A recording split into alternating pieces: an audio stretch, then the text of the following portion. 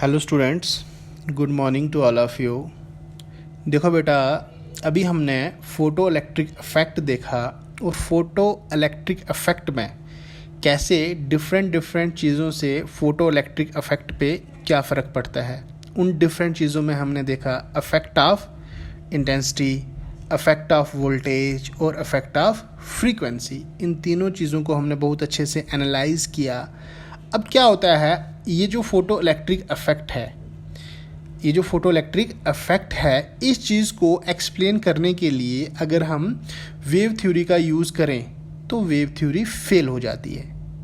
कहने का मतलब मेरा ये है कि कुछ पॉइंट्स ऐसे हैं जो वेव थ्योरी के हेल्प से एक्सप्लेन नहीं किए जा सकते हैं, मगर वो पॉइंट्स फ़ोटो इलेक्ट्रिक इफ़ेक्ट में ऑब्जर्व किए जाते हैं। तो अभी हम यहाँ पे देखेंगे फेलियर्स ऑफ वेव थ्योरी।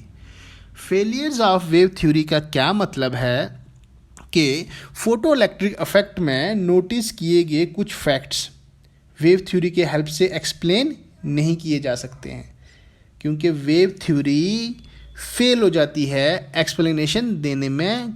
वो जो फैक्ट्स, वो जो पॉइंट्स जो फोटो इलेक्ट्रिक इफेक्ट में ऑब्जर्व किए गए हैं, ठीक है।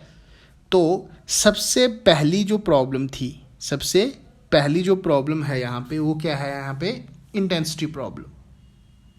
इंटेंसिटी प्रॉब्लम, अब इंटेंसिटी प्रॉब्लम का क्या मतलब है कि मान लो ये हमारे पास एक मेटल की प्लेट है, तो माना ये जा रहा था कि अगर यहाँ से अकॉर्डिंग टू वेव थ्योरी अगर हम देखें तो ये जो रेडिएशंस हैं यहाँ से क्या आ रही हैं, मान लो ये जो रेडिएशंस आ रही हैं, अगर इन रेडिएशंस की आप क्या करते हो, इंटेंसिटी इंक्रीज़ करते हो, तो एक्सपेक्ट किया जा रहा था कि यहाँ से जो इलेक्ट्रॉन्स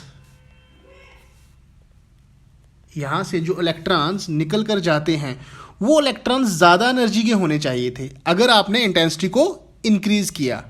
अगर आपने इंटेंसिटी को इंक्रीज़ किया जाता है तो यहाँ से जो इलेक्ट्रॉन्स होने चाहिए थे वो इलेक्ट्रॉन्स ज़्यादा एनर्जी के होने चाहिए थे, बट ऐसा कुछ भी ऑब्जर्व नहीं किया गया।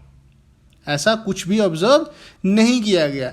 कहने का मतलब यहाँ पे ये है कि इंटेंसिटी ज़्यादा होने से काइनेटिक एनर्जी पे कोई इफेक्ट नहीं आया। देखो, इसको मैं थोड़ा और एक्सप्लेन करता हूँ। ये जो आने वाली रेडिएशंस हैं यहाँ से, ये जो आने वाली रेडिएशंस हैं, उनकी क्वालिटी वही रखी, मगर उनका अमाउंट अगर हम बढ़ा दें, अमाउंट बढ़ा देते हैं, तो ये जो इलेक्ट्रॉन्स यहाँ से निकल रहे हैं उनकी काइनेटिक एनर्जी में कोई चेंज नहीं आया, कोई भी चेंज नहीं आया। देखो, लास्ट टाइम भी हमने एक ग्राफ बनाया हुआ था यहाँ पे इंटेंसिटी और काइनेटिक एनर्जी मैक्सिमम का। अब काइनेटिक एनर्जी मैक्सिमम की जगह यहाँ पे हम ये भी लिख सकते हैं स्टॉपिंग पोटेंशियल Vs, क्योंकि स्टॉपिंग पोटेंशियल मेजर होता है काइनेटिक एनर्जी मैक्सिमम। किसकी काइनेटिक एनर्जी? वो जो इलेक्ट्रॉन इजेक्ट हो रहा है, कहाँ से? मेटल की प्लेट से, ठीक है। तो यहाँ पे ये जो ग्राफ बनाते हैं हम, अगर इंटेंसिटी एक्स एक्सिस पे बना रहे हो आप यहाँ पे, और वाई एक्सिस पे आप काइनेटिक एनर्जी मैक्सिमम बना रहे हो, तो हमारे पास ग्राफ इस तरह से आता है। इस केस में फ्रीक्वेंसी कांस्टेंट का क्या मतलब है, आपने क्वालिटी रेडिएशंस की चेंज नहीं की, सिर्फ उनका अमाउंट बढ़ाया मतलब इंटेंसिटी इंक्रीज हुई, मगर काइनेटिक एनर्जी क्या है, इंडिपेंडेंट। यही इस ग्राफ से हमें ये पता लगता है कि काइनेटिक एनर्जी मैक्सिमम इंडिपेंडेंट है किसके ऊपर, इंटेंसिटी के ऊपर। अब इसको और अच्छे से मैं एक्सप्लेन करता हूँ। देखो, इंटेंसिटी में क्या है, हमने ये ऑब्जर्व किया कि जो अगर हम इंटेंसिटी आई को आप क्या करते हो, वेरी कराते हो, बोले तो अगर इंटेंसिटी आई वेरिएबल है, तब भी हमने ये देखा कि जो काइनेटिक एनर्जी क्या है, वो क्या है, आई कांस्टेंट आई। अब काइनेटिक एनर्जी क्या आई, कांस्टेंट। काइनेटिक एनर्जी कांस्टेंट रहती है, किसकी काइनेटिक एनर्जी? इजेक्शन होने वाले इलेक्ट्रॉन्स की। मतलब इंटेंसिटी इंडिपेंडेंट है काइनेटिक एनर्जी पे। यहाँ पे हम लिख सकते हैं चाहे इंटेंसिटी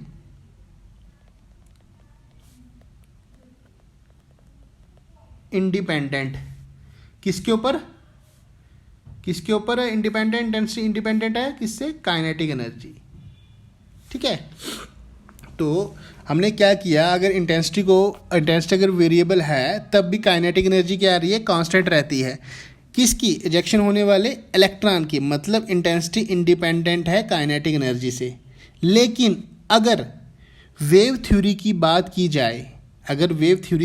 की जाए, बोले तो अकॉर्डिंग टू वेव थ्योरी, अगर हम यहाँ पे लिखें अकॉर्डिंग टू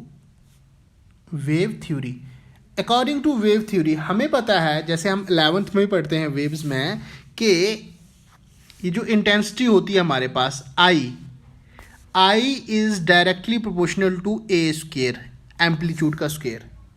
बोले तो I is directly proportional to E का स्क्वायर। यहाँ पे ई क्या है, ई है इलेक्ट्रिक फील्ड। अब इसका क्या मतलब है, इसका मतलब ये है कि इलेक्ट्रिक फील्ड का स्क्वायर। अब इलेक्ट्रिक फील्ड क्या है, इलेक्ट्रोमैग्नेटिक वेव है, उसका जो एम्पलीट्यूड होगा वो इलेक्ट्रिक फील्ड या मैग्नेटिक फील्ड का ही होगा। जो रेडिएशंस आ रही हैं उनका जो एम्पलीट्यूड होगा वो इलेक्ट्रिक फील्ड और मैग्नेटिक फील्ड का ही होगा, ठीक है। तो अब यहाँ पे देखो, हमें जो रिलेशन पता है कि I is directly proportional to A square और I directly proportional to E square, और ई यहाँ पे क्या है, इलेक्ट्रिक फील्ड। और हमें पता है कि कोई भी पार्टिकल अगर उसकी एक्सेलेरेशन जब वो इलेक्ट्रिक फील्ड में होता है, कोई भी इलेक्ट्रॉन जब क्या होता है, वो कहाँ होता है, इलेक्ट्रिक फील्ड में, तो उसकी एक्सेलेरेशन किसके बराबर होती है, A is equal to E naught M upon, यहाँ पे आपके पास हमें पता है, ये आपके पास इस तरह से निकलेगी, हमें पता है F equal to Q E के बराबर है। अगर इसको m से डिवाइड करो तो इसको भी m से डिवाइड करो तो आपके पास एक्सेलेरेशन आ जाएगी। तो एक्सेलेरेशन किसके बराबर होगी, क्यू ई अपान m। ये आपके पास एक्सेलेरेशन का फॉर्मूला है। देखो इस फॉर्मूले में आपको E क्या दिख रहा है, आपको E है इलेक्ट्रिक फील्ड। अगर आपने इंटेंसिटी बढ़ाई, अगर आपने इंटेंसिटी को इंक्रीज किया, इंटेंसिटी इंक्रीज करोगे तो इलेक्ट्रिक फील्ड इंक्रीज हुई। अगर इलेक्ट्रिक फील्ड इंक्रीज होती है, तो इलेक्ट्रिक फील्ड इंक्रीज होने से क्या होगा, एक्सेलेरेशन इंक्रीज होगी। क्या होगा, एक्सेलेरेशन इंक्रीज होगी। तो एक्सेलेरेशन अगर इंक्रीज हो रही है तो we should change with E. We क्या है यहाँ पे, वेलोसिटी का चेंज होना ही होना है। कहने का मतलब मेरा ये है कि अगर आपने आई को इंक्रीज किया, आई इंक्रीज करने से इलेक्ट्रिक फील्ड इंक्रीज हुई, इलेक्ट्रिक फील्ड इंक्रीज करने से एक्सेलेरेशन इंक्रीज हुई। अगर अब एक्सेलेरेशन बढ़ रही है तो इसका मतलब है we should change with E, velocity should change with electric field according to wave theory. Wave theory के अकॉर्डिंग अगर हम देखें तो ऐसा होना चाहिए था, बट ऐसा नहीं हुआ। कहने का मतलब मेरा ये है कि जो काइनेटिक एनर्जी है वो क्या है, कांस्टेंट। काइनेटिक एनर्जी क्या आ रही है, उसकी कांस्टेंट। इसका मतलब ये है कि वेलोसिटी और इलेक्ट्रिक फील्ड के साथ, वेलोसिटी और इलेक्ट्रिक फील्ड का इस केस में क्या आ रहा है, इसको हम इस तरह से बता सकते हैं, यहाँ पे लिख सकते हैं कि 1/2 mv²। किसके बराबर, काइनेटिक एनर्जी क्या आ रही है, कांस्टेंट।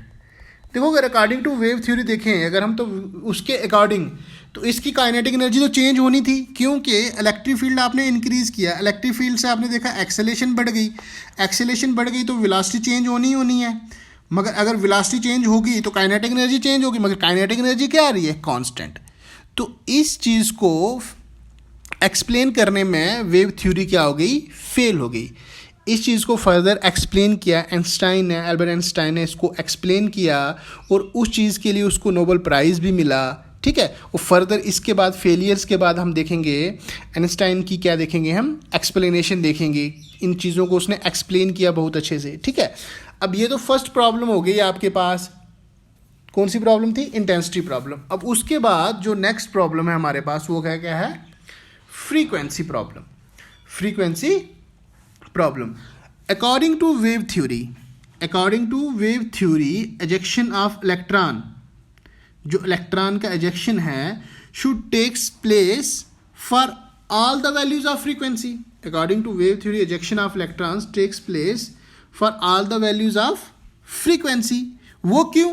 क्योंकि अकॉर्डिंग टू वेव थ्योरी जो वेव आ रही है, जो रेडिएशंस आ रही हैं, जो लाइट आ रही है, उसकी एनर्जी जो होती है वो उसके वेव फ्रंट पे फैली होती है.